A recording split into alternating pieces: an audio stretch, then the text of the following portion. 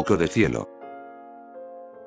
Una vez, unos cazadores se internaron en las profundidades de un oscuro bosque y encontraron una cabaña en la que un ermitaño estaba orando ante una cruz de madera.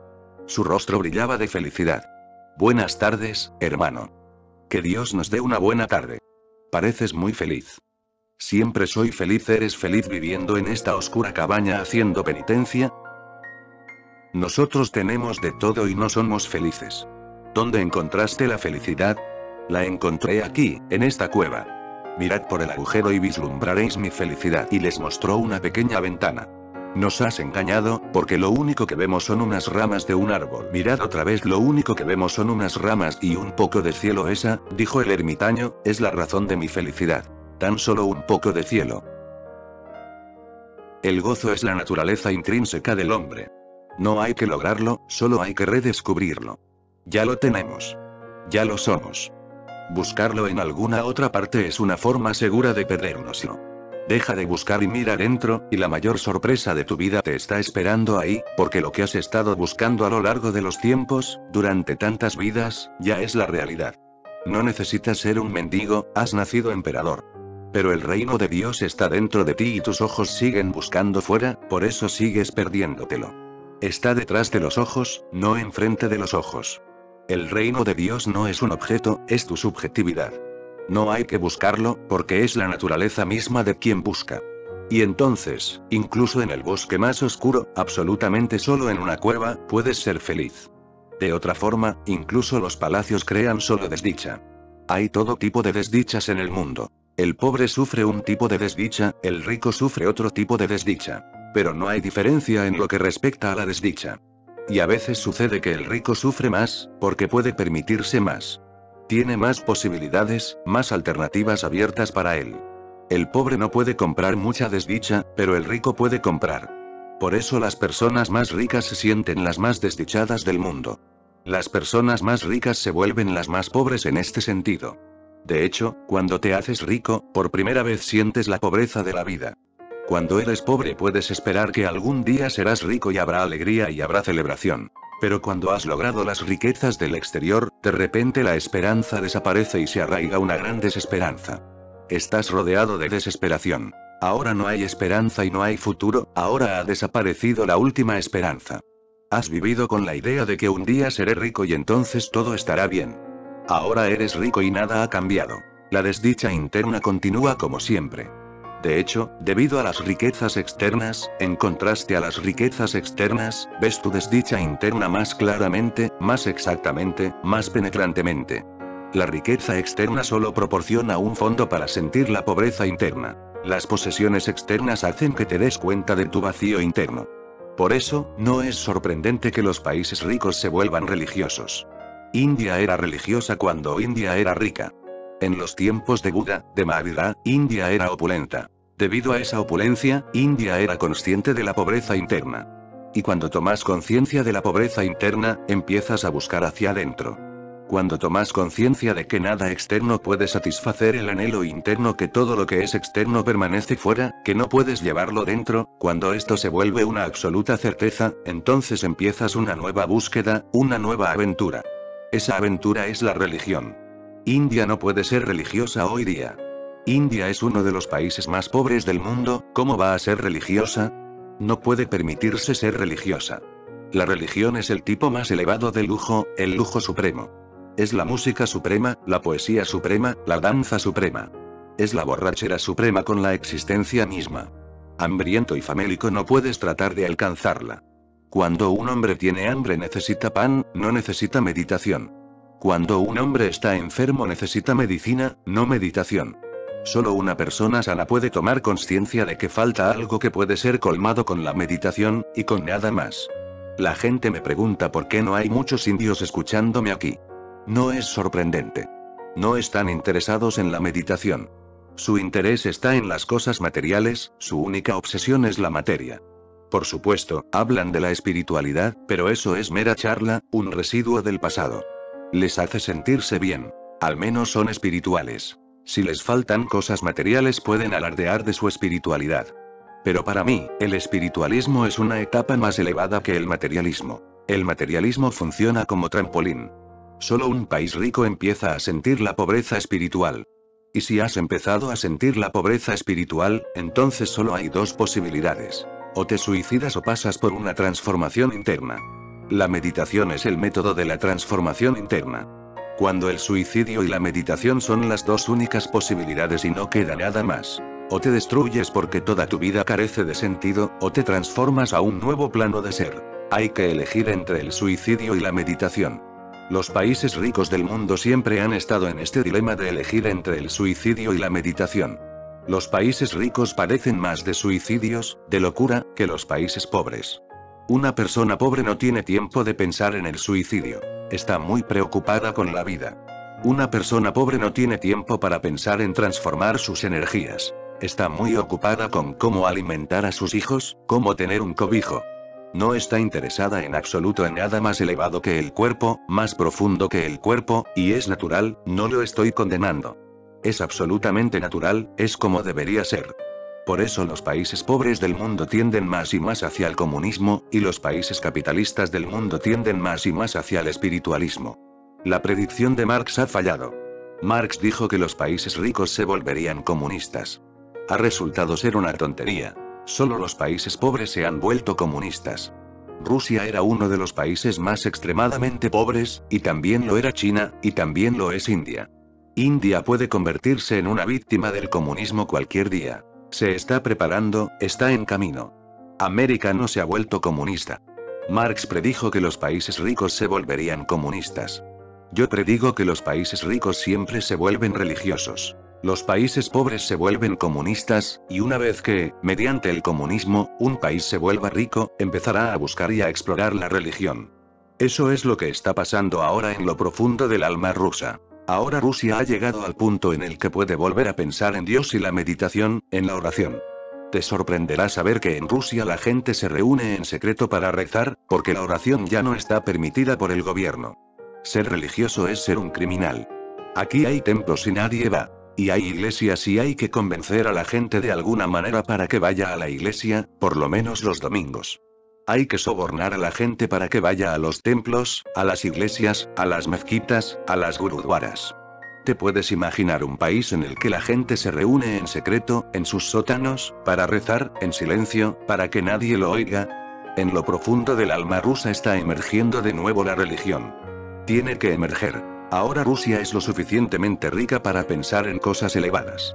En mi visión de la vida, el materialismo y el espiritualismo no son contrarios. El materialismo prepara el terreno para la religión. Por eso soy absolutamente materialista y absolutamente espiritualista. Esa es una de las enseñanzas más fundamentales que os estoy ofreciendo. No crees nunca un antagonismo entre el cuerpo y el alma, entre el mundo y Dios. No crees nunca ningún antagonismo entre el materialismo y el espiritualismo. Van juntos, como el cuerpo y el alma. Permanece materialista y usa tu materialismo como un trampolín hacia la espiritualidad. Eso crea mucha confusión en la mente de la gente, porque siempre han pensado que la pobreza es algo espiritual. Eso es una absoluta tontería. La pobreza es lo menos espiritual que hay en el mundo.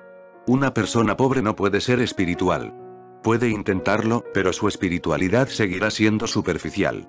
Aún no ha sido desilusionada por las riquezas, ¿cómo va a ser espiritual? Es necesaria una gran desilusión con el mundo externo. Entonces puedes ir hacia adentro. Ese ir hacia adentro llega tan solo en cierto punto en el que estás absolutamente desilusionado con lo externo, cuando has visto el mundo, has vivido el mundo, lo has experimentado, y has llegado a saber que no hay nada en él. Todo pompas de Japón, experiencias momentáneas. Prometen mucho pero no ofrecen nada, y al final solo te queda vacío en las manos. El mundo externo solo puede darte muerte, nada más. La vida hay que buscarla dentro. Las fuentes de la vida están en ti. El árbol está en la semilla. Si abres la semilla no encontrarás el árbol, es verdad, porque esa no es la manera de encontrarlo. Tendrás que dejar que la semilla crezca. Entonces sale el cianotipo que está oculto en la semilla. Cuando se concibe un niño en el útero de su madre es solo una semilla, pero tiene todo el cianotipo, todas las posibilidades.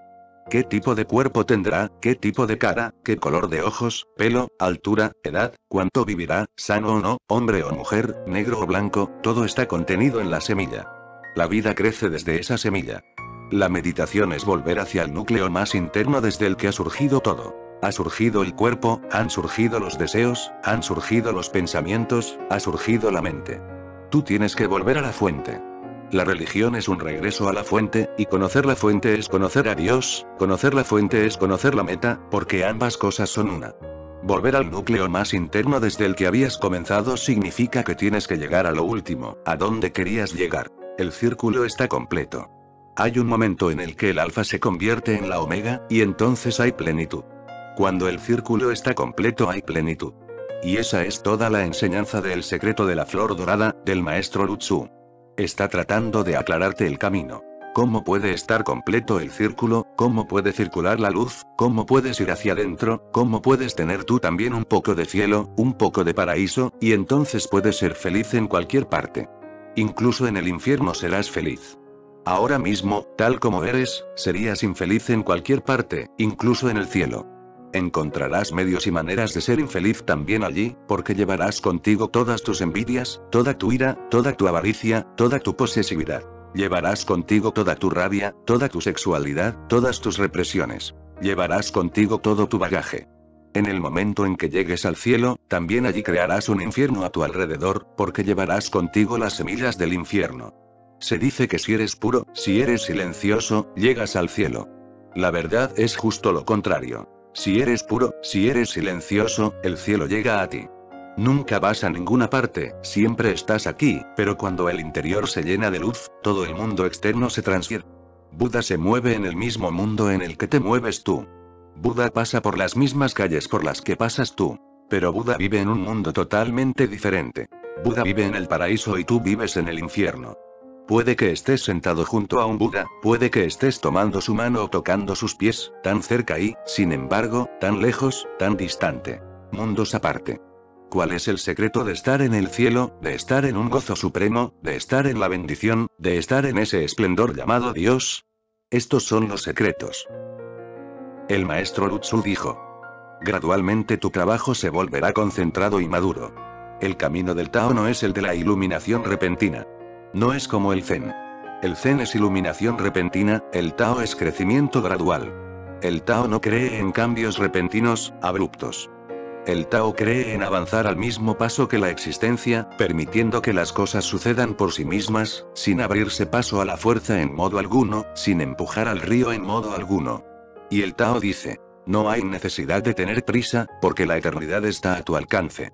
Planta las semillas a tiempo y espera, y la primavera llega como ha llegado siempre. Y cuando llegue la primavera habrá flores. Pero espera, no tengas prisa. No empieces a tirar del árbol hacia arriba para que pueda crecer rápidamente.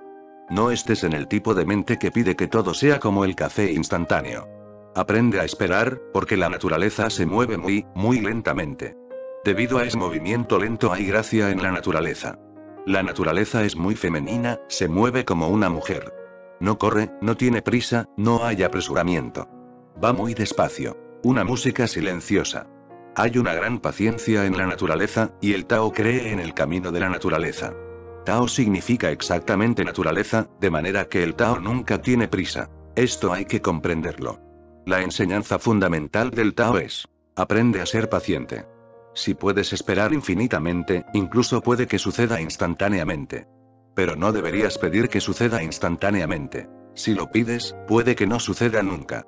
El mero hecho de pedir se convertirá en un obstáculo. Tu deseo mismo creará una distancia entre tú y la naturaleza. Permanece en sintonía con la naturaleza, deja que la naturaleza siga su propio curso. Y cuando sea que llegue, está bien. Y cuando sea que llegue, es rápido. Cuando sea que llegue. Incluso si tarda siglos, tampoco entonces es tarde. Nunca es tarde. Siempre llega en el momento apropiado. El Tao cree que todo sucede cuando es necesario. Cuando el discípulo está listo aparece el maestro, cuando el discípulo está completamente listo aparece Dios. Tu merecimiento, tu vacío, tu receptividad, tu pasividad lo hacen posible. No tu prisa, no tu apremio, no tu actitud agresiva. Recuerda, la verdad no se puede conquistar. Hay que rendirse a la verdad, hay que ser conquistado por la verdad. Pero toda nuestra educación en todos los países a lo largo de los siglos ha sido de agresividad, de ambición. Hacemos que la gente sea muy rápida. Hacemos que tenga mucho miedo. Le decimos: El tiempo es dinero y es muy valioso, y cuando se va para siempre, así que apresúrate. Ten prisa. Esto ha vuelto loca a la gente. Se apresura de un punto a otro, nunca disfruta ningún lugar. Van deprisa por el mundo, de un hotel intercontinental a otro hotel intercontinental, y son todos parecidos. Da igual que estés en Tokio o en Bombay o en Nueva York o en París. Esos hoteles intercontinentales son todos parecidos, y la gente se apresura de un hotel intercontinental a otro pensando que están viajando por todo el mundo. Podrían haberse quedado en un hotel intercontinental y no habría habido ninguna necesidad de ir a ninguna otra parte. Es todo parecido, y piensan que han llegado a alguna parte. La velocidad está volviendo neurótica a la gente. El Tao es el camino de la naturaleza. Como crecen los árboles y se mueven los ríos, y los pájaros y los niños, exactamente de la misma manera hay que convertirse en Dios. Gradualmente tu trabajo se volverá concentrado y maduro. No tengas prisa y no te desesperes. Si fracasas hoy, no pierdas la esperanza. Si fracasas hoy, es natural. Si sigues fracasando durante días, es natural.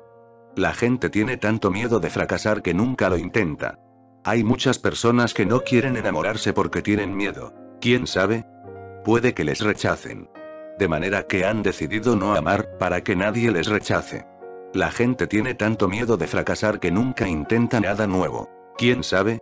Si fracasan, entonces, ¿qué? Y naturalmente, para entrar en el mundo interno tendrás que fracasar muchas veces, porque nunca has entrado ahí. Toda tu habilidad y eficiencia es del mundo externo, de la extroversión. No sabes cómo entrar en ti.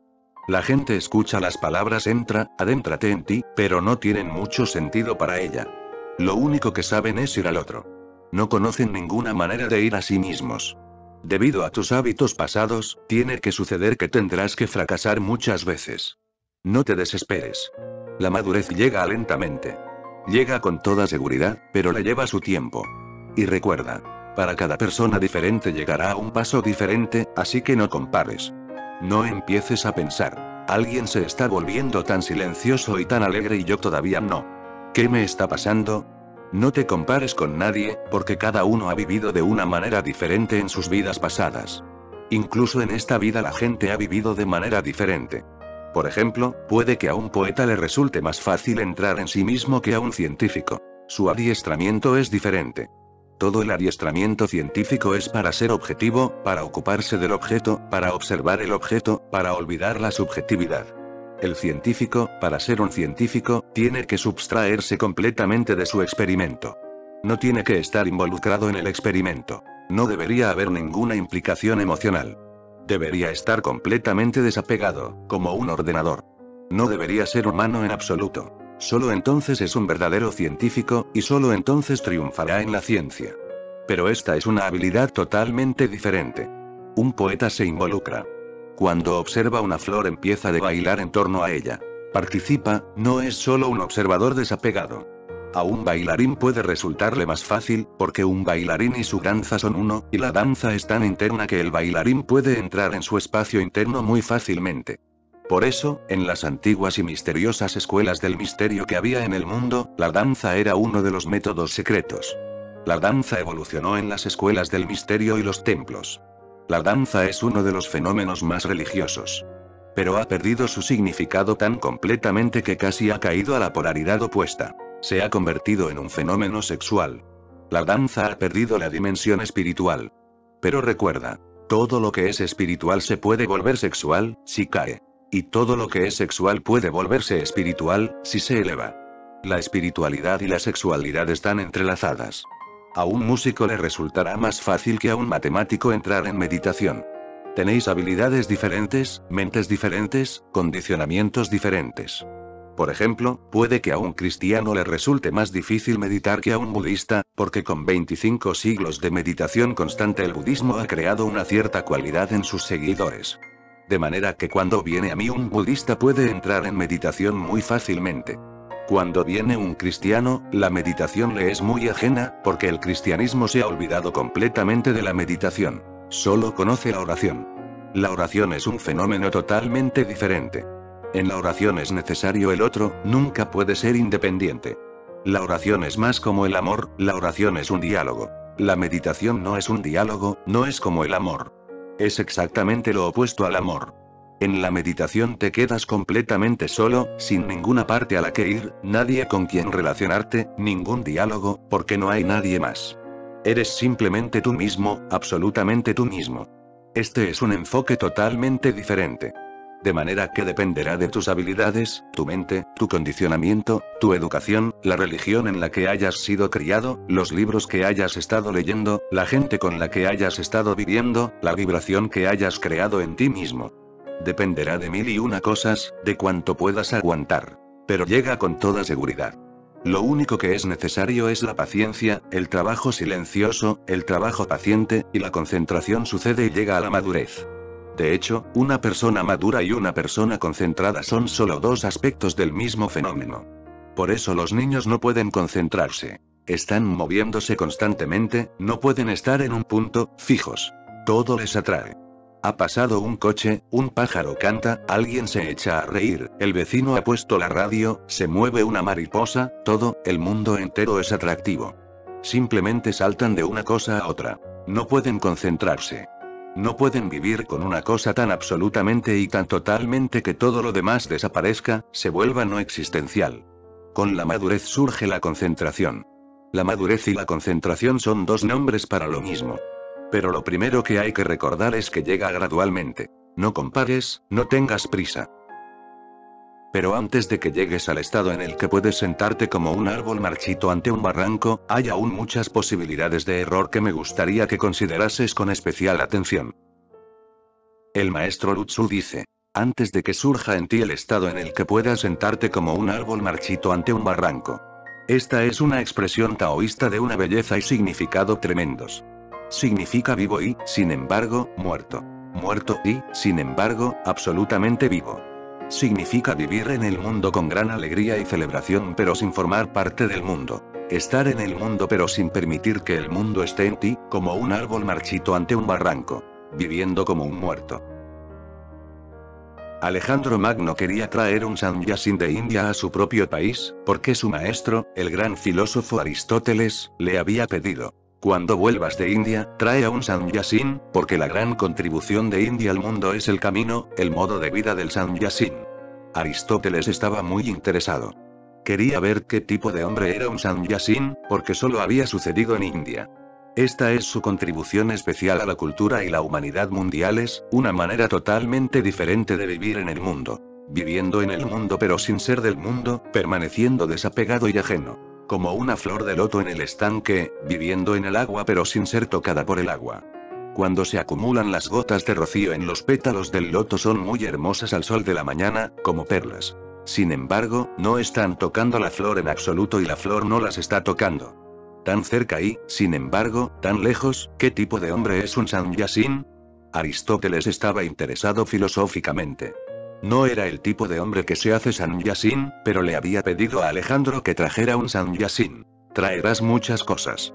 Para mí, recuerda traer un sannyasin. Cuando Alejandro se estaba yendo del país, se acordó. Había saqueado mucho, y luego de pronto se acordó. ¿Y el sannyasin? Inquirió en su última base en India. Inquirió acerca de un sannyasin y la gente le dijo: sí, tenemos un sannyasin muy hermoso, pero es casi imposible agarrarlo. Alejandro dijo: yo me encargo. No os preocupéis. No me conocéis. Si ordeno a los Himalayas que vengan conmigo, tendrán que venir conmigo, así que ¿qué va a hacer un sannyasin? ¿Dónde está? Simplemente dadme la dirección. Y le dieron la dirección. El sannyasin era un fakir que vivía desnudo a la orilla del río. Enviaron a 4 hombres fuertes con las espadas desenvainadas a llevar al sannyasin ante Alejandro. El sannyasin, al ver a esos 4 forzudos con las espadas desenvainadas, se echó a reír. Le dijeron: no comprendes. Es una orden del gran Alejandro que te llevemos a su corte. Te está esperando. Y el sannyasin dijo: hace mucho tiempo que he dejado de ir y venir. Si quiere verme, puedo complacerle. Puede venir. Pero he dejado de ir y de venir. Ese ir y venir desapareció con mi mente. Ahora no hay nadie que vaya y nadie que venga. Ya no existo. Por supuesto, esos griegos no pudieron haberle entendido. Los griegos son el polo opuesto de los hindúes. Los hindúes son básicamente ilógicos y los griegos son básicamente lógicos. Los hindúes son poéticos, intuitivos. Los griegos son intelectuales. Los 4 soldados le dijeron: ¿qué tonterías estás diciendo? Podemos llevarte a rastras. El Sanyasin dijo. Podéis arrastrar mi cuerpo, pero no a mí. Podéis poner mi cuerpo en una prisión, pero no a mí. Mi libertad permanecerá intacta. Soy una flor de loto, el agua no puede tocarme. Esto era una absoluta tontería para esos griegos. Le dijeron. Espera. Vamos a informar a Alejandro, no sea que hagamos algo erróneo. Informaron a Alejandro de las bellas frases del Sanyasin y le dieron parte. Es un hombre hermoso, sentado desnudo al sol a la orilla del río. Parece un gran emperador, y no hay nada a su alrededor. No posee nada, ni siquiera un cuenco de mendigo. Pero qué grandeza, qué gracia. Le miras a los ojos y parece que fuera el emperador del mundo entero. Y se rió de nuestro desatino. Que habíamos venido con las espadas desenvainadas y él no tenía miedo en absoluto. Y dijo. Podéis matar mi cuerpo, pero no me podéis matar a mí. Alejandro se intrigó. Fue a ver a este Sanyasin desnudo. Se sintió impresionado, enormemente impresionado, y dijo. Tendrás que venir conmigo. Es lo que ordeno. Pero el Sanyasin dijo. El día que me hice Sanyasin dejé de recibir órdenes de nadie. Soy un hombre libre, no soy un esclavo.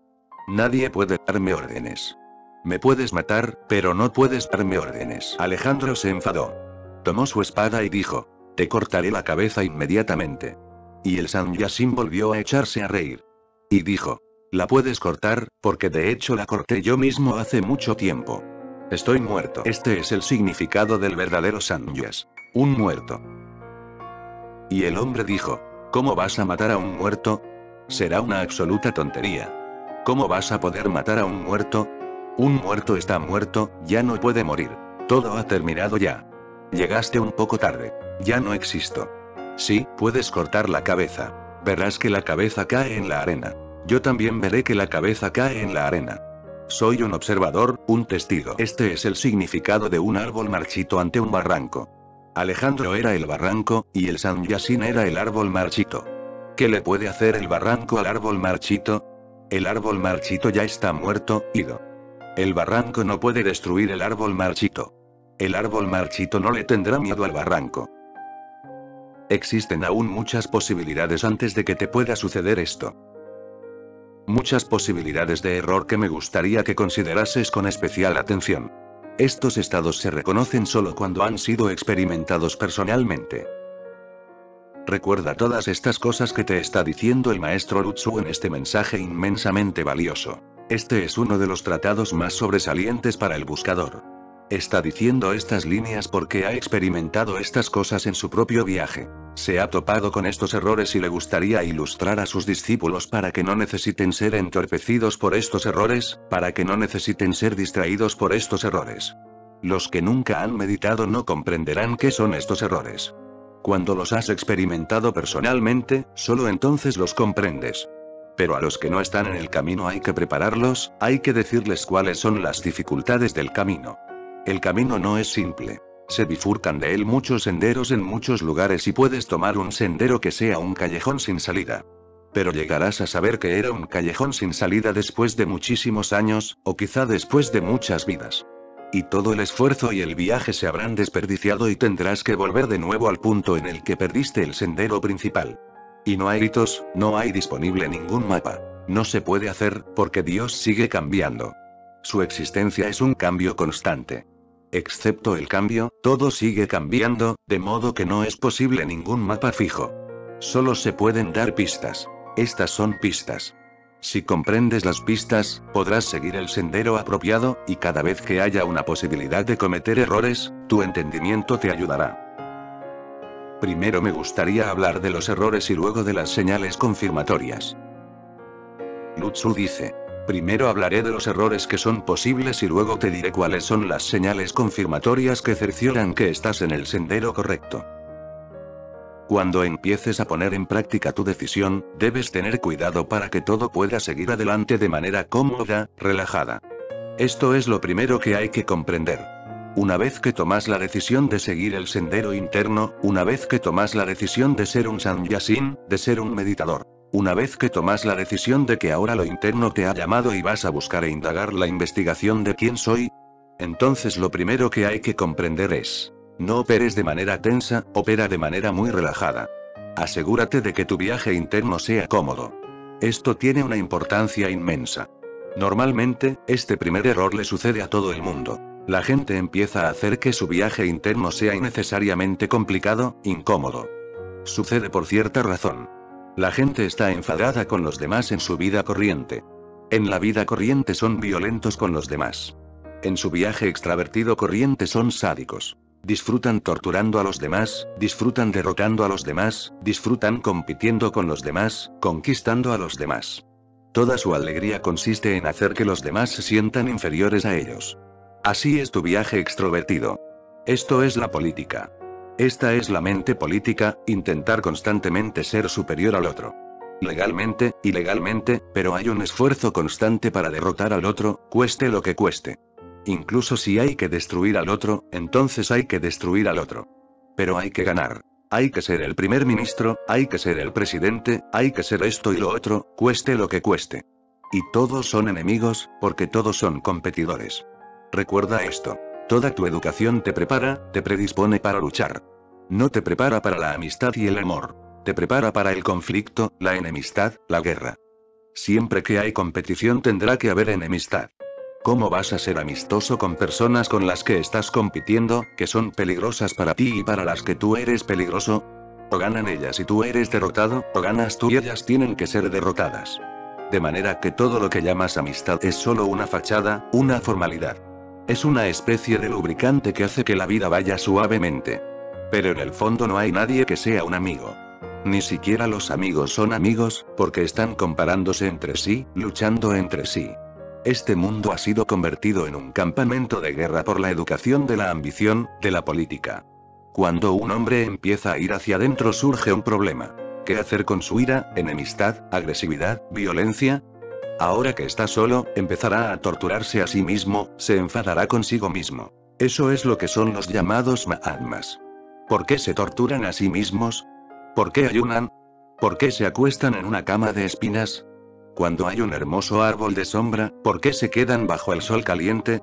Cuando hace calor, ¿por qué se sientan junto al fuego? Cuando hace frío, ¿por qué se quedan desnudos en los ríos o en la nieve?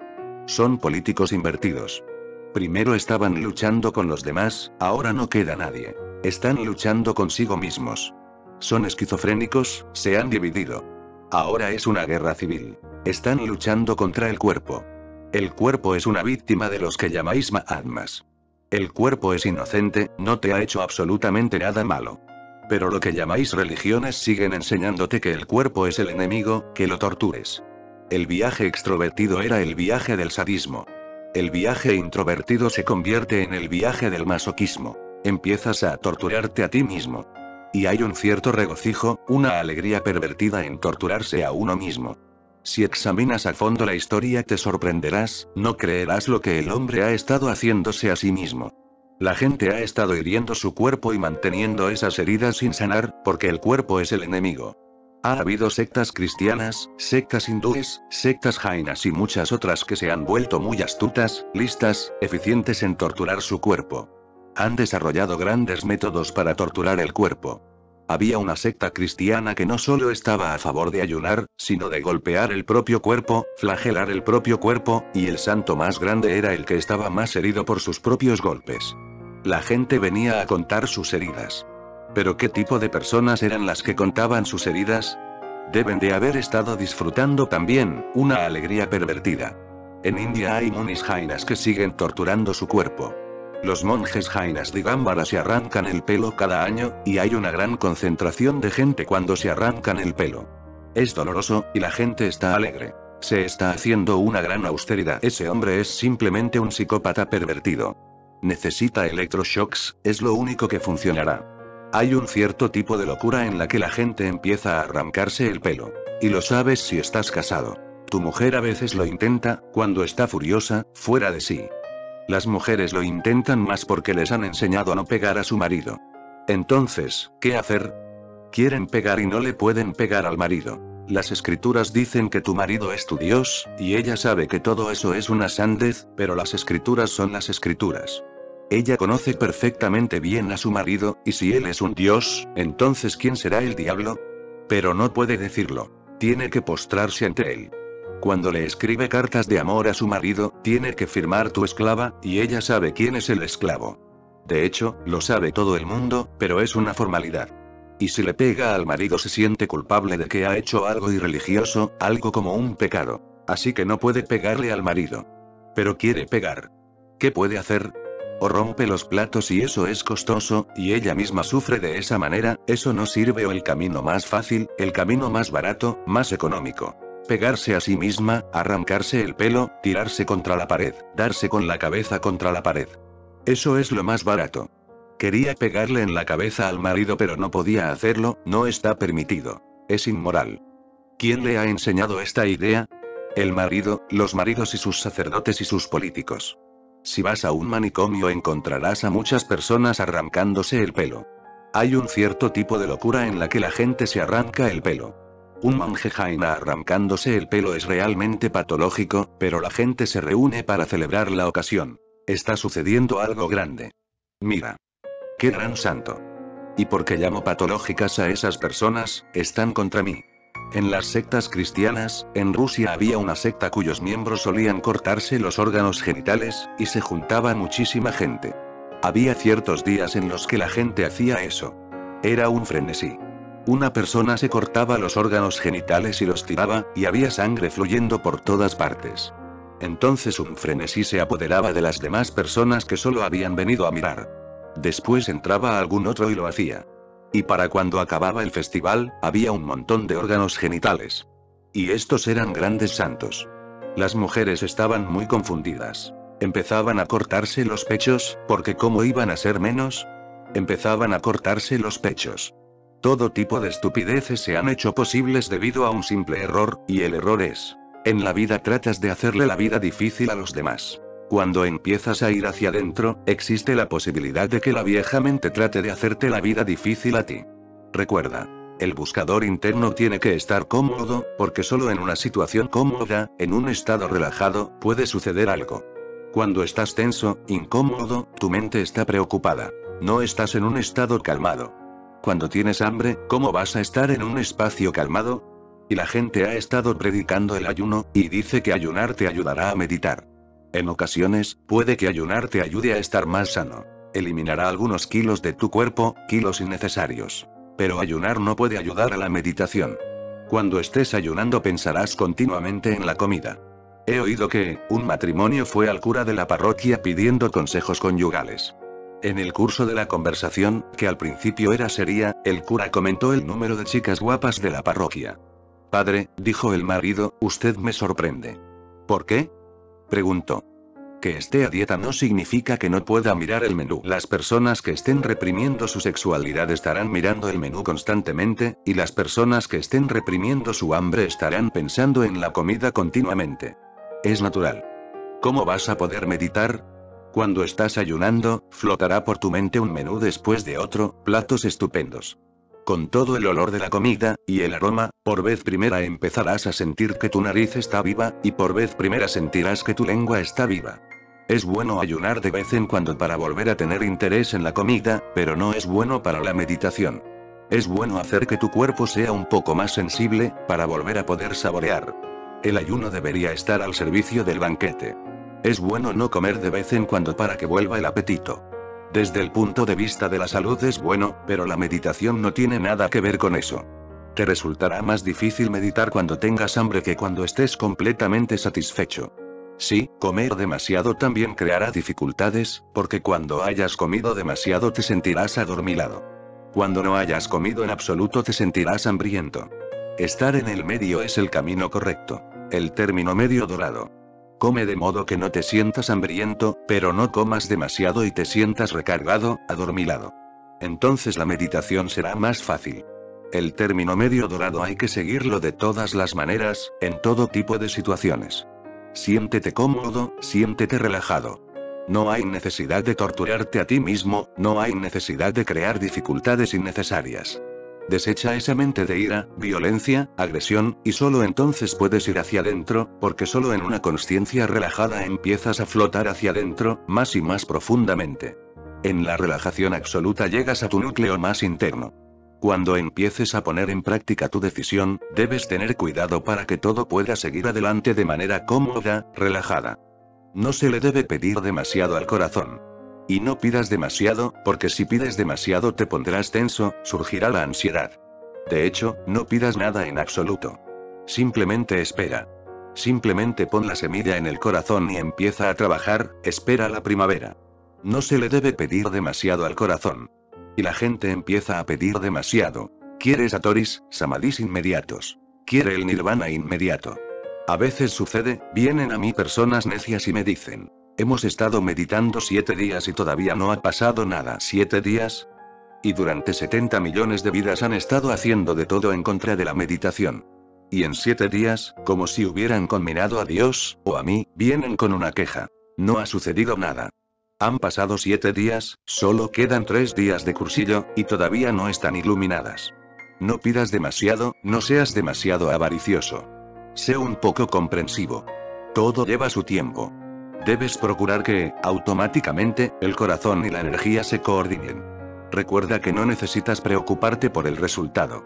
Siempre es acorde a tu necesidad y acorde a tu valía. Sucederá aquello para lo que estés preparado. Si no está sucediendo, eso muestra simplemente que no estás preparado para ello. Prepárate. Pedirlo no ayudará. Recuerda tan solo que todavía no eres digno. Así que limpia más tu corazón, concéntrate más, medita más, vuélvete más silencioso, relájate. Sintonízate cada vez más con lo interno, y espera, porque cuando el corazón y la energía están coordinados, el resultado llega automáticamente. Si has sembrado las semillas no necesitas escarbar el terreno todos los días y mirar las semillas para ver lo que está sucediendo. De lo contrario destruirás las semillas. Nunca sucederá nada. Simplemente espera. Durante meses no sucede nada, y tienes que regar y tienes que poner abono y tienes que seguir ocupándote, y durante meses no sucede nada. Entonces un día, de repente, una mañana temprano, el milagro. Las semillas han germinado. Han salido 2 hojas pequeñas, ha sucedido el milagro. Lo que era invisible se ha vuelto visible. Este es el mayor milagro del mundo. Una semilla que se convierte en un brote. Ahora, baila. Pero sucede siempre cuando le llega su tiempo. Solo entonces puede alcanzarse un estado de quietud. Durante este estado calmado hay que proveer las condiciones apropiadas y el espacio apropiado. Naturalmente, si estás preparando un jardín de rosas tienes que cambiar todo el terreno. Hay que retirar las piedras, hay que extraer las raíces viejas, hay que quitar las malas hierbas. Tienes que crear una condición apropiada y un espacio apropiado, protegido. Tienes que poner una cerca a su alrededor. Cuando vayas a cultivar rosas serán necesarias todas estas preparaciones. La meditación es una rosa, la mayor rosa, la rosa de la consciencia humana. Por eso este libro se llama El secreto de la flor dorada, una rosa dorada. ¿Cuáles son las condiciones apropiadas? ¿Y cuál es el espacio apropiado? No deberías sentarte, a meditar, en medio de asuntos frívolos. Deberías encontrar un lugar que realce la meditación. Por ejemplo, sentarse bajo un árbol ayudará, en vez de ir a sentarse enfrente de un cine o de ir a una estación y sentarse en el andén. Ir a la naturaleza, a las montañas, a los árboles, a los ríos en los que el Tao aún está fluyendo, vibrando, pulsando, manando por todo. Los árboles están en constante meditación, silencio. Esa meditación es inconsciente, y no estoy diciendo que te vuelvas un árbol. Tienes que volverte un Buda. Pero Buda tiene una cosa en común con el árbol. Es tan verde como un árbol, tan lleno de jugo como un árbol, tan lleno de celebración como un árbol. Por supuesto, con una diferencia. Él es consciente y el árbol es inconsciente. El árbol está inconscientemente en el Tao, un Buda está conscientemente en el Tao. Y esa es una gran diferencia, la diferencia entre la tierra y el cielo. Pero si te sientas junto a un árbol, rodeado de bellos pájaros que cantan, o un pavo real que baila, o simplemente un río que fluye y el sonido del agua que emana, o junto a una cascada y su gran música, encuentra un lugar en el que la naturaleza aún no haya sido perturbada, contaminada. Si no puedes encontrar un sitio así, entonces cierra los ojos y siéntete en tu propia habitación. Si es posible, ten en tu casa una habitación especial para la meditación. Una pequeña esquina servirá, pero que sea especialmente para la meditación. ¿Por qué especialmente? Porque cualquier tipo de acto crea su propia vibración. Si simplemente meditas en ese lugar se vuelve meditativo. Cada día que meditas, ese lugar absorbe tus vibraciones cuando estás en meditación. Cuando llegas al día siguiente, esas vibraciones empiezan a entrar en ti. Te ayudan, son recíprocas, responden. Esa es la idea de los templos y las iglesias y las mezquitas. La idea es hermosa. La idea es que puede que no sea posible para todo el mundo tener una habitación especial para la oración o la meditación, pero podemos tener un lugar especial para todo el pueblo. Un templo rodeado de árboles, a la orilla de un río, en el que no se junten las masas, donde no se hagan asuntos mundanos. Cuando uno quiere meditar, puede ir al templo. Y todo el mundo sabe que está en el templo, que no hay que molestarle. Un lugar sagrado no es más que un espacio apropiado y las condiciones apropiadas para la meditación. Si te sientes muy enfadado, ese no es el momento de meditar. Irá contracorriente. Si te sientes muy avaricioso, este no es el momento de meditar, no te resultará fácil. Pero hay momentos en los que estás fácilmente disponible para la meditación.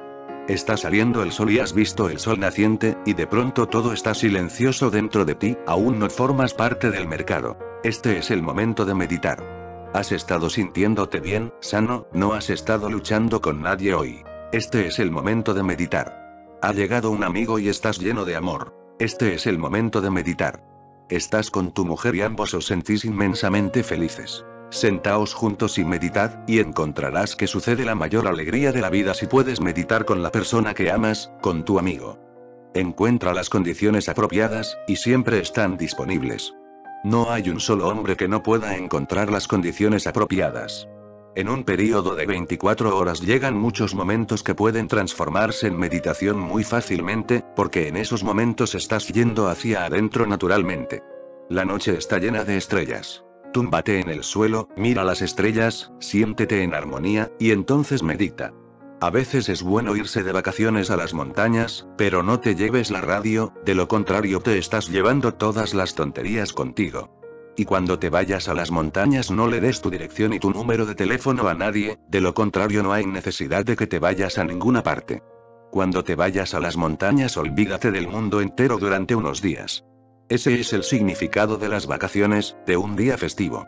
Tiene que ser sagrado, solo entonces es un día festivo. Si no es sagrado, si no está en sintonía con lo sagrado, no es un día festivo. La gente se lleva su mundo con ella. Una vez fui a los Himalayas con varios amigos, y luego tuve que pedirles que me dejaran porque habían traído sus transistores y sus periódicos y revistas, y las novelas que estaban leyendo, y estaban hablando continuamente. Hablando de cosas de las que siempre habían hablado. Así que les dije, ¿por qué habéis venido a los Himalayas? Estabais hablando de estas cosas perfectamente bien en casa, y estáis diciendo otra vez lo mismo. Los mismos chismorrees, los mismos rumores. Y cuando venían conmigo a algún sitio precioso, traían sus cámaras, hacían fotos. Les dije, tú has venido aquí a ver. No has traído tu cámara para que vea los Himalayas. Pero ellos decían, haremos álbumes preciosos, y más adelante veremos los bellos lugares que hemos visitado. Y allí mismo no estaban allí. Solo estaban pulsando sus cámaras. Esta estupidez hay que dejarla atrás. Es bueno ir a las montañas de vez en cuando.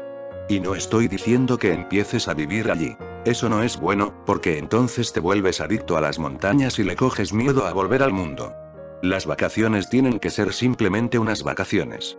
Luego vuelve al mundo y tráete contigo toda la paz y el silencio y la experiencia de lo sagrado. Tráetelo contigo, haz un esfuerzo para que permanezca contigo en el mercado. Estas sugerencias son para los principiantes. Cuando una persona se ha vuelto realmente meditadora, puede meditar sentado ante un cine, puede meditar en el andén de una estación. Durante 15 años estuve viajando continuamente por todo el país, viajando continuamente, día tras día, año tras año. Siempre en el tren, en el avión, en el coche. Eso da lo mismo. Una vez que te has enraizado verdaderamente en tu ser, todo da lo mismo. Pero esto no es así para el principiante. Cuando el árbol se ha enraizado, que vengan los vientos y que vengan las lluvias y que truenen las nubes. Todo está bien, le da integridad al árbol. Pero cuando el árbol es pequeño, tierno, entonces incluso un niño pequeño es lo suficientemente peligroso, o una vaca que pasa, un animal tan sagrado, pero eso es suficiente para destruirlo. Cuando estés empezando, recuerda, las sugerencias de Lutzu tienen una importancia inmensa. Es decir, la mente debe estar libre de preocupaciones vanas. Hay que dejar de lado todos los embrollos. Debes sentirte desapegado e independiente. Cuando estés tratando de meditar, descuelga el teléfono, desconéctate. Pon una nota en la puerta diciendo que durante una hora nadie debería llamar, que estás meditando. Y cuando entres en tu sala de meditación, quítate los zapatos, porque estás andando en terreno sagrado. Y no te desprendas solo de los zapatos, sino también de todo lo que te esté preocupando. Déjalo todo conscientemente con los zapatos. Entra desocupado. Puedes tomarte una hora de las 24. Dales 23 horas a tus ocupaciones, deseos, pensamientos, ambiciones, proyecciones. Tómate una hora fuera de todo esto. Y al final verás que solo esa hora ha sido la hora real de tu vida. Esas 23 horas han sido un puro desperdicio. Solo esa hora se ha salvado y todo lo demás se ha ido al traste. Tampoco hay que concentrar los pensamientos en el procedimiento adecuado. Y lo segundo que hay que recordar: no te preocupes demasiado por el procedimiento adecuado, de lo contrario eso se convierte en una preocupación. Que deberías sentarte en cierta postura. Si te puedes sentar, bien. Pero si se convierte en una preocupación innecesaria, déjalo. Por ejemplo, si no te puedes sentar en la postura del loto completo, es muy difícil para las personas que se han sentado en sillas toda su vida. Es difícil porque su musculatura se ha desarrollado de una determinada manera, entonces tus piernas no se sentirán bien. Se te dormirán o empezarán a crearte dificultades, estarán pidiendo tu atención continuamente. De manera que no hay necesidad de forzar la postura del loto. Si la postura del loto resulta fácil, está bien. De otra forma, cualquier postura es una postura del loto. Si no puedes sentarte en el suelo, si te resulta difícil, siéntate en la silla. La meditación no le tiene miedo a las sillas. Puede suceder en cualquier parte. Justo el otro día Renú había hecho una pregunta. ¿Puede suceder la iluminación en un caballito mecedor? Puede suceder. Incluso le puede suceder al caballito mecedor. No necesitas preocuparte por ello. Así, Lutzu dice. Tampoco hay que concentrar los pensamientos en el procedimiento adecuado. Simplemente pon un poco de cuidado, eso es todo. Pero no te preocupes demasiado por ello. De si la columna está absolutamente recta o no, de si tienes la cabeza alineada con la columna o no, de si tienes los ojos exactamente como lo quiere Lutzu. Tus ojos son de un tipo diferente a los de Lutzu. Ya conoces a los chinos y sus ojos. De hecho, parece que siempre están mirándose la punta de la nariz. Sus ojos están solo medio abiertos. Cuando le doy sanyas a un chino, me resulta difícil mirarle a los ojos. Tenéis diferentes tipos de ojos. Todo el mundo tiene un tipo diferente de ojos y un tipo diferente de nariz, así que no te ocupes demasiado de estas menudencias. Son solo indicaciones. Compréndelas, absórbelas, y luego sigue tu camino. Encuentra tu propio camino. Lo básico que hay que recordar es: tienes que estar cómodo y relajado. Este peligro surge si te tomas demasiadas molestias. No quiero decir que no debas tomarte ninguna molestia, pero el camino apropiado estriba en mantener la misma distancia entre ser y no ser. Hay que estar exactamente en el medio. La gente se vuelve demasiado activa o demasiado inactiva. Si se vuelve demasiado activa, se crea ansiedad. Una especie de premura, prisa, aceleramiento, inquietud. Si se vuelve demasiado inactiva, se crea sueño, una especie de letargo, indolencia. Permanece en el medio. Estar en el medio es un criterio que hay que usar siempre. No comas demasiado, no pases demasiada hambre. No duermas demasiado, no duermas menos de lo necesario. Recuerda siempre estar en el medio. El exceso está prohibido, hay que desechar todo tipo de extremos, porque solo en el medio hay un estado mental relajado. Si puedes alcanzar el no propósito mediante el propósito, entonces lo has entendido. Si puedes alcanzar este tipo de equilibrio entre el esfuerzo y la ausencia de esfuerzo, entre el propósito y la ausencia de propósito, entre ser y no ser, entre mente y no mente, entre acción y no acción, si puedes alcanzar el no propósito mediante el propósito, el no esfuerzo mediante el esfuerzo, la inactividad mediante la acción, entonces lo has entendido. Ahora puedes soltarte, desapegado y sin confusión, de manera independiente. Esto es lo básico. Entonces puedes dejarte fluir con el flujo de las cosas, puedes soltarte. Además, no deberlas caer víctima del mundo entrampador. El mundo entrampador es donde se divierten los 5 tipos de demonios oscuros. Esto sucede, por ejemplo, cuando, después de la fijación, tienes principalmente pensamientos de madera seca y cenizas muertas, y unos pocos pensamientos de la primavera resplandeciente en la gran tierra.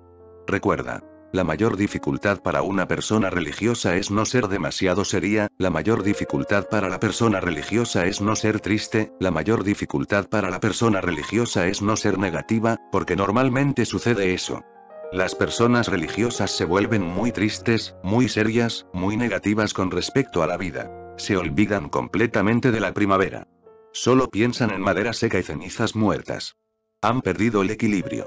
Hay que recordar algunos pensamientos de la primavera resplandeciente en la gran tierra. La persona realmente religiosa conoce el sentido del humor. La persona realmente religiosa es sincera pero nunca sería, absolutamente devota a su trabajo pero nunca con una actitud de ser más santa que nadie, nunca. Nunca siente ninguna superioridad debido a ello, sino humildad. La persona realmente religiosa puede bailar con el viento y las lluvias, puede sonreír y reírse con los niños, puede sentirse a gusto con todo tipo de situaciones de la vida. Eso es libertad con respecto al ego. El ego te hace serio. De esa manera te hundes en el mundo de lo oscuro. Si te vuelves demasiado serio te hundirás en el mundo de lo oscuro, en el mundo negativo. La energía es fría allí, la respiración es agitada, y se presentan muchas imágenes de frialdad y descomposición. Recuerda, no tienes que volverte frío. Verás que los que llamáis santos son muy fríos. No han entendido en absoluto la cuestión. Vuélvete fresco, pero nunca te vuelvas frío, y hay una gran diferencia entre las dos cosas, y hay en ello una paradoja muy profunda. Lo llamo fresco. Comparado con el estado caliente de la pasión, es fresco. Es cálido comparado con la frialdad de la muerte. Es cálido comparado con la frialdad de la muerte y es fresco comparado con el ansia apasionada de vivir. Es tanto cálido como fresco. Una persona realmente religiosa es fresca porque no tiene ansia, y es cálida porque no es triste, no es seria. Si te demoras mucho allí, entras en el mundo de las plantas y las piedras. Y si te vuelves demasiado frío, tarde o temprano te convertirás en una roca. Te volverás inconsciente, dejarás de ser humano. Muchos de vuestros santos, en mi observación, son personas que han dejado de ser humanas. No se han vuelto sobrehumanas, se han vuelto infrahumanas. Pertenecen al mundo de las rocas y las piedras. Tampoco hay que dejarse descarriar por las 10.000 trampas. Esto sucede si, después de que ha empezado el estado calmado, aparecen de repente, una tras otra, todo tipo de ataduras. Quieres abrirte paso entre ellas, pero no puedes. Las sigues, y te parece que esto te alivia. Ahí es donde el psicoanálisis ha errado el camino. El psicoanálisis se ha convertido en el método de la libre asociación de pensamientos. Puedes seguir y seguir. Un pensamiento conduce a otro, hasta lo infinito. Habría que mantenerse desapegado de la sucesión de pensamientos. Llegarán, te rodearán por todas partes, serán como nubes. Se perderá incluso ese poco de cielo. Y cuando hay demasiados pensamientos, el instinto natural es luchar con ellos, porque has leído que meditación significa no tener pensamientos. Pero luchando nunca llegas a no tener pensamientos. Si luchas, serás derrotado. La lucha misma se convierte en la causa de tu derrota. No puedes luchar con sombras. Si lo haces serás derrotado. Intenta luchar con tu propia sombra y serás derrotado. No porque la sombra sea muy poderosa, sino porque la sombra no existe. Y si luchas con algo que no existe, ¿cómo vas a ganar? Los pensamientos son sombras, no luches con ellos. Y si no luchas, entonces se abre la otra alternativa, la que ha elegido el psicoanálisis. Entonces vete con ellos, entonces déjalos que vayan a donde quieran. La libre asociación de pensamientos. Entonces un pensamiento está ligado a otro y a otro y a otro, y sigue hasta lo infinito, interminablemente. Esto parecerá una especie de relajación. Por eso la gente se siente ayudada, salvada, con el psicoanálisis. No está salvada, no está ayudada. Tan solo desaparece la lucha. Al luchar, te pones tenso. Cuando no luchas, la tensión desaparece, y esa desaparición de la tensión te da la sensación de que estás salvado. Muya Nasruddin usa zapatos muy apretados, 2 números más pequeños que los que necesita. Se queja todo el día, y está todo el día enfadado con los zapatos. Un día le pregunté, ¿por qué no cambias de zapatos? ¿Te puedes comprar otro par? Él dijo, eso no lo puedo hacer. Nunca. Le dije, ¿por qué? Porque, me dijo, este es mi único alivio. Cuando, después de pasarme el día luchando con los zapatos, llego a casa y los tiro y me tumbo en la cama, me siento tan bien. Te sentirás bien. Cuando luchas con tus pensamientos y no puedes ganar, entonces abandonas la lucha y dejas que se muevan los pensamientos y te vas con ellos, y te sientes bien. Ese es todo el secreto del psicoanálisis. El psicoanálisis no ayuda en absoluto. Simplemente hace que te sientas bien porque te ayuda a dejar de luchar. Lu Tzu dice, ninguna de estas dos cosas está bien. No hay necesidad de luchar, no hay necesidad de dejar que fluyan los pensamientos y seguirlos. Permanece observando, sé un testigo. Esto significa que el maestro se ha convertido en el sirviente. Si sigues a los pensamientos, el maestro se ha convertido en el sirviente. Si un hombre se demora en esa fase durante mucho tiempo, entra en el mundo de los deseos ilusorios. Hay que recuperar al maestro. Tienes que ser el maestro, no el sirviente. ¿Y cuál es la maestría? Ser un testigo es ser un maestro. Simplemente observa esos pensamientos. Absolutamente calmado y sereno, observa.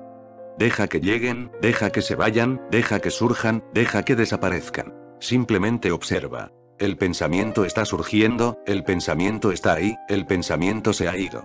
Y pronto llegarás a un punto en el que surgen cada vez menos, y luego, un día, la abertura, todos los pensamientos han desaparecido. En esa abertura, la primera experiencia de Dios.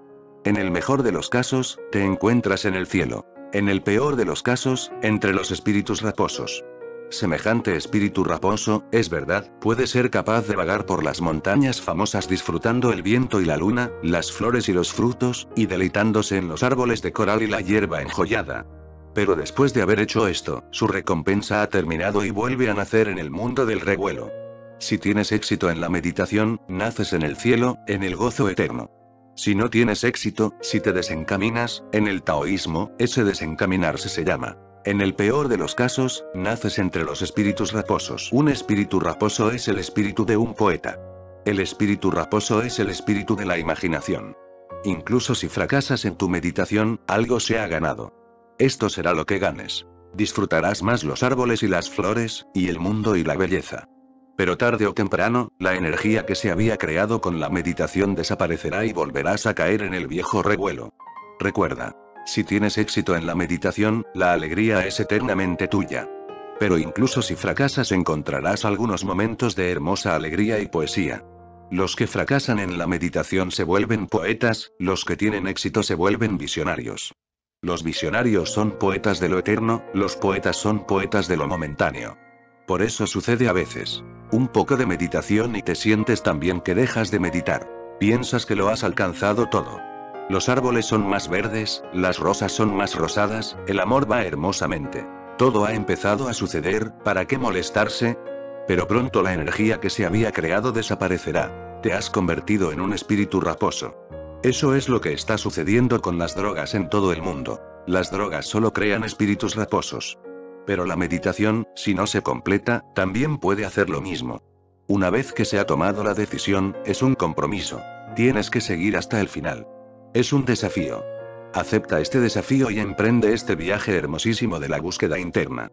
Y no te pares nunca en el medio en ninguna parte a menos que hayas llegado al centro del ciclón. Suficiente por hoy.